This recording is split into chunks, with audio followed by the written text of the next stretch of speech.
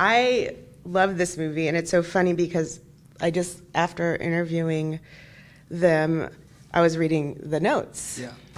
And I was telling them one of the things I loved about the film, it was so successful in creating a micro-universe that certain films are really good at, and one is Brick, that was one of the things I mentioned. I'm like, really? I love Brick, yeah. Well, is that in some of the notes? Yes, yeah. If I didn't know it, I'm like, yeah. And also Night of the Hunter Too Strangely, which yeah. I love that movie. Yeah. But I love that. You wrote and directed it. How did you even come about the whole idea and creating that world? Yeah, well, I'm actually from the Jersey Shore, so I was spoiled in that I was raised next to forest and water, and specifically along the Jersey Shore, there's this amazing town, Point Pleasant Beach, which is like, it's kind of a throwback town. Like, there's lots of mom and pop stores. There's no big chain restaurants there yet, so it's like you can't place the time. It's kind of sunburnt in this beautiful retro way. And so sitting down to write it, that I think influenced the lack of modernity, like no cell phones in the movie, just because I was writing from my own point of view as a teen. Like, I didn't really have a cell phone. And it's nice to see face-to-face confrontation, especially in a movie like this that relies off of these a lot of greed and betrayal, So I think my way in was just that setting that I knew really well. And then I started with these characters. I had always had this idea of like a little gang of thieving kids who would steal locals to the community, blue collar, and then would go out and kind of pillage summer vacationers' homes. What was the name that they called the vacationers? There was a name. Oh, bennies. Yes. Yeah. Yes, I love that. Yeah, growing up, you hear that a lot. See, come from here, I never. Well, I think it goes back to this idea that like. If you're a local there, and then you have summer tourists come in and they're kind of eating like your best food at the best time of year, enjoying all the best views, and then they leave. So I think there's some resentment there on behalf of the locals, and yet they depend on them economically. Absolutely. So it's this weird juxtaposition, especially the kids growing up. Like there was tension there for sure. The acting was so well done, and they were saying that you were such a great director to work with because no matter how crazy things got, you really were like very calm about everything. Okay. How did you go about choosing these particular actors, and how did you go about working with them? Because they're not kids, but they're young, and it's definitely different than working with. Well, I'm surprised that we got any of them, honestly, because it was a low budget film. So when I wrote it, I always thought worst case scenarios. I kind of I used some money I've been saving up from commercials, and I did the lowest budget version of it with some local kids I find that are non-actors. Then when the script kind of went out, it was passed around some agencies, and I got a call that Jada Martell was interested in playing the role of Peter, and I knew exactly who he was. I was a big fan of the film St. Vincent, and he's amazing. I think it was his first movie. That was his first? Yeah, he was like 8 years old, opposite Bill Murray. And then he did the Jeff Nichols Midnight Special, and he's just like he's a phenomenally talented young actor. So I Skyped with him. I thought he was great, and so he was on board really early, and all of a sudden I was getting these great self-tape submissions, and I could look at everybody in context of Jaden, like who would be the best older brother character, and who would be the best. And then you get like Kean, and he's like this phenomenally charismatic kid or young man, and then Red Alex Newstetter submitted a tape, and the tape was like really relaxed and quiet, and he was powerful. Just when he maintained eye contact, or when he looked away, and all the heavy silences he had in between lines, he really stretched the performance out. And I thought this kid was doing something different than all the other tapes that were coming in, and he was intimidating and like in the best way. And then you meet him, and he's so sweet. So. Well, that's funny because I said to Alex, I was like, "Your performance is so great, and there's something even in Red in his little, like the small mannerisms. Yeah. That is so great. Even the way you smirk, everything."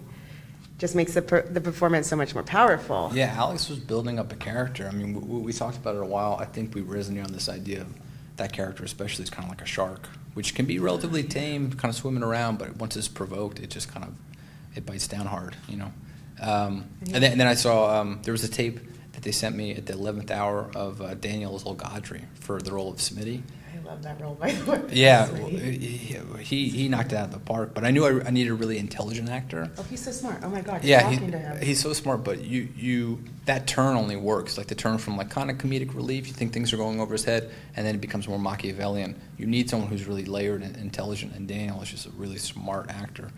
He's so interesting to talk to too, Yeah. because you could get. He's very introspective, Oh, yeah. and I'm like, All these kids, they really are. It's fun because like I look at the narrative holistically and characters, but then there's like settings you have to worry about, and you're trying to cross off the props list, and so when you show up at the set, it's really refreshing when these characters or these actors who've thought about their characters from a different point of view. They're like they're more subjective in it, and they're talking about, hey, do you mind if we try this, or is there a way that we can do this? And it's great. It's like you come in with storyboards and you're ready to shoot it a certain way, and then someone drops like a much better idea, so you just throw everything out the window and do that. Well, I love that you're so open to that, because I feel like when people are closed off, just listen to people. You don't have to do it, but No, I mean I tried to encourage this set environment that was like best idea in the room wins, because ultimately like if the movie's better, we all win. I also love that it doesn't like neatly fit into any genre, because you could say it's an adventure movie, you could say it's a thriller, you could say it's a drama, and I love that about it. Yeah, you mentioned Rian Johnson's Brick, and I'm a big fan of that. Yeah, movie. because that immediately is a movie that I thought of like, oh, the story's very different, but like he created that world so well, and so did you in this. I love that. I mean, like just in terms of like what you can do in cinema and world building and narratives in general, we didn't have the resources to do like a big fantastical, alien monster. But no. I my favorite movies always kind of come back to finales where you have the main characters all sitting in the same room, just lying to each other. And I love that. All my favorite scenes. Apart from there's big cool set pieces and boats and stuff in the movie, but whenever I go back to rewatch it, I love watching the scenes in the brothers' homes when they're so good.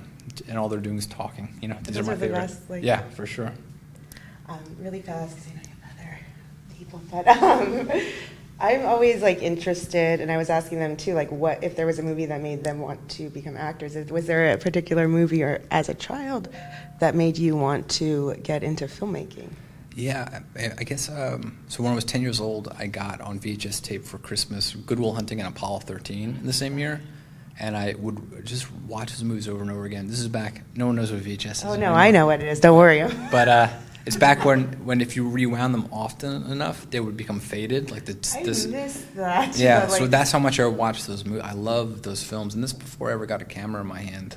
But I feel like they definitely started something, along with like E.T. and Indiana Jones, child of Spielberg. Yeah. So I saw a VCR. I have a VCR specifically. it's a different experience. Yeah, it's it fun. is. Yeah, no, I would encourage people to check it out if they haven't. The way that like some folks now like to enjoy records. Yeah. I'd say VHS, it just offers a different. It really does. I mean, if you can go see it in the theater. Obviously, October like that's. 4th. Yeah, no, I actually want to go. Like, even though I've seen it, like Yeah. I want to see it in the theater because Awesome. it's beautifully shot. Yeah, the shot and the score by the Blair Brothers is amazing. Oh yeah, I was going to ask. The music is amazing. Yeah, the Blair Brothers, they work a lot with Jeremy Saulnier actually, and I had known them up until that point for their work with him, which is like this beautiful kind of like tense like bassy music. And then I got to know them and checked out more of their portfolio, and those guys can do absolutely anything. And so we were seeking more of like a melodic, like a true score with like a leitmotif, and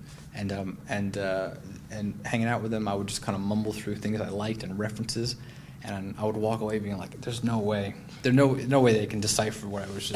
But they got it. Yeah, and they'd come back in like an hour or 2 days, and it was beautiful. Yeah. I love that we find like someone that just they get it because like They're the best. Yeah.